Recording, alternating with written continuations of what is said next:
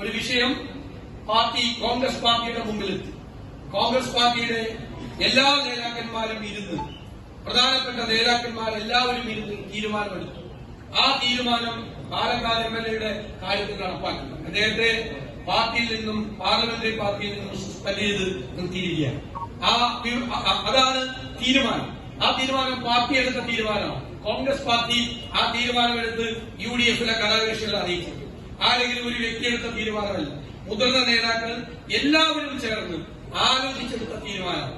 ആ തീരുമാനം ചിലപ്പോൾ മറ്റു പാർട്ടികൾ എടുത്തു കാണില്ല. അതുപോലത്തെ തീരുമാനം മറ്റു പാർട്ടികളുടെ മുമ്പിൽ ആ വിഷയങ്ങൾ വന്നപ്പോൾ അവർ പല കാരണങ്ങൾ പറഞ്ഞ് ഒഴിഞ്ഞതാണ്. പക്ഷെ കോൺഗ്രസ് നേതൃത്വം ഏകകണ്ഠമായി അങ്ങനെ ഒരു തീരുമാനം എടുക്കണമെന്നുള്ള ബോധ്യത്തിന്റെ അടിസ്ഥാനത്തിലാണ് തീരുമാനം. നമ്മുടെ മുമ്പിൽ വന്ന കാര്യങ്ങളുടെ ബോധ്യങ്ങളുടെ അടിസ്ഥാനത്തിലാണ് നമ്മൾ അങ്ങനെ ഒരു തീരുമാനമെടുത്ത് പാർട്ടി അറിയിച്ചത്.